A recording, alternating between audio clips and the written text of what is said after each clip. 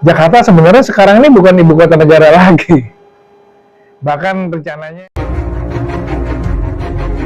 kita ngopi bareng gue, Bung Pecalaman. Katanya sih ngobrol gitu. Assalamualaikum warahmatullahi wabarakatuh. Selamat pagi, siang, sore, malam. Sebelumnya gue ngucapin selamat menjalankan ibadah puasa buat yang menjalankan. Ya, konten video ini sih dibuat udah mau masuk menjelang puasa ke-6 ya, Ramadan ke-6. Kali ini gue mau ngomongin tentang status kota Jakarta. Bingung.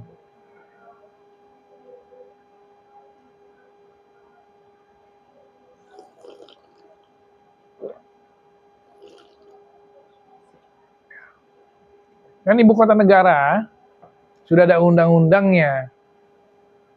Yang berarti sudah berlaku. Berarti Jakarta sebenarnya sekarang ini bukan ibu kota negara lagi.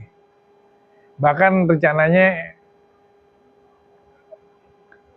upacara perayaan Hari Kemerdekaan itu akan dirayakan di istana yang baru, di ibu kota negara yang baru. Terus Jakarta gimana? Undang-undangnya belum ada loh. Masih dalam draft rancangan undang-undang daerah khusus Jakarta yang sampai sekarang sih gue belum tahu itu sudah dibahas apa belum dia, baik oleh pemerintah dan DPR.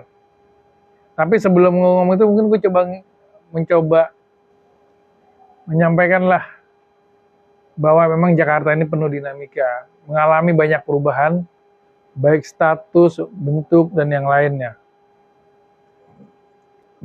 Jakarta itu pertama kali menjadi pusat pemerintahan ibu kota pada September 1945 dengan nama Pemerintahan Nasional Ibu Kota. Terus juga mengalami tuh beberapa perubahan. Sempat misalnya berubah menjadi Kota Praja, lalu juga menjadi Kota Madya. Kalau Kota Madya itu berarti kan tingkat 2 ya. Jadi dia di Jakarta tuh pernah di bawah provinsi Jawa Barat. Ini lengkap, ini bisa dilihat nanti nih sejarahnya. Tapi bukan dari zaman kolonial ya, mulai dari pas era kemerdekaan aja, bukan dari tahun 1527. Nah, setelah dari Jawa Barat, di bawah pemerintahan Jawa Barat, juga akhirnya kembali menjadi daerah tingkat 1 ya, provinsi, lalu juga kembali menjadi daerah khusus ibu kota sekitar 64 atau apa ya? Coba, oh ya. Nah, terakhir itu ditetapkannya dengan Undang-Undang Nomor 29 tahun 2007, bulan Juli. Ya. Nah, kan kalau undang-undang ini kan dibuat karena sebagai ibu kota negara, makanya daerah khusus ibu kota, kalau nggak ada yang bilang nama negaranya.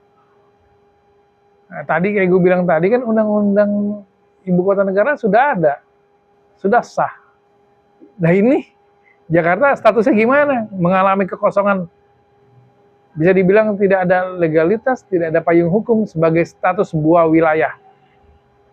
Mungkin para pakar tata negara dan tata kota memahami ini ya, tapi sampai sekarang gue belum dengar agendanya itu akan dimasukkan di prolegnas dengan segera. Buat gue ini bisa dibilang carut marut. Kalau warga negara kehilangan hak negaranya di luar negeri, ada istilahnya stateless. Nah kalau ketika Jakarta ini statusnya nggak jelas, bilang ya ini undang-undangnya masih berlaku karena belum ada pengganti. Ya, tapi ini juga harus cepat-cepat diperjelas karena banyak aturan-aturan DKI, emang masih DKI ya? Perasaan sih udah bukan kalau sekarang. Kalau menurut gua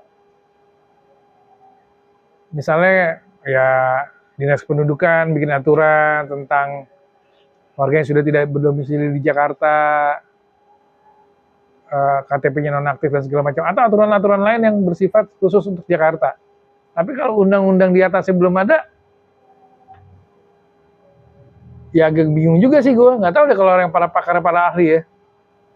Ya mungkin gue harap itu segera bisa dibahas dengan cepat.